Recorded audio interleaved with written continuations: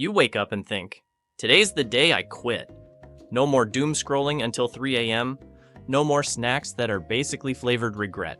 No more hitting snooze 12 times like it's a competitive sport. Cut to, you 4 hours later, elbow deep in a bag of chips, watching a raccoon do backflips on YouTube. So, what happened? Let's talk about habits. The weird little loops that run your life, especially the bad ones. Why are they so hard to break? Are we just weak, lazy, secretly possessed by a gremlin named Carl who really loves junk food? Nope. It's just your brain, doing what it thinks is helpful.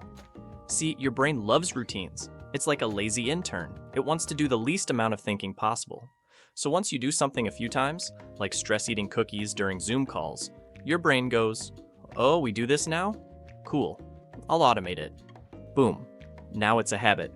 Every habit has 3 parts: the cue, the routine, and the reward.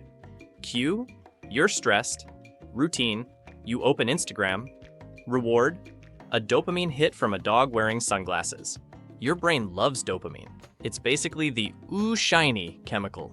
Every time you get that little reward, your brain strengthens the habit like, yes, do that again, forever.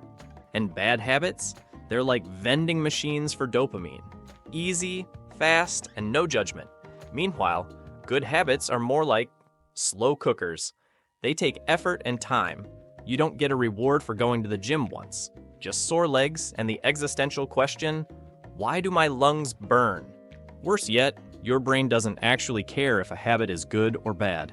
It just cares if it's reliable. Eat a cookie when you're sad? That works.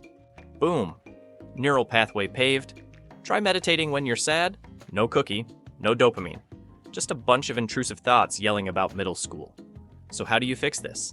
First, stop trying to delete bad habits. Your brain hates a void. You need to replace them.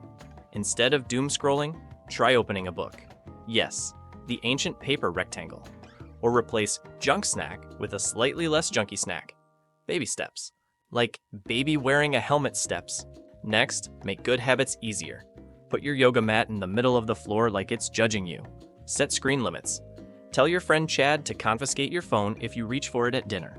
And make bad habits harder. Delete the apps, move the snacks. Hide your phone in a sock drawer covered in spiders. Fake spiders, probably. Most importantly, be kind to yourself. Your brain isn't out to get you, it's just a confused assistant trying to keep things efficient, even if efficient means binge-watching baking fails and conspiracy alpacas at midnight. You're not broken, you're just wired for shortcuts. But the cool part? You can rewire. Slowly, clumsily, but surely. And hey, if you made it this far without checking your phone once, congratulations. You've just formed a tiny good habit. Now go celebrate. But maybe not with a cookie. Okay, maybe half a cookie. Progress.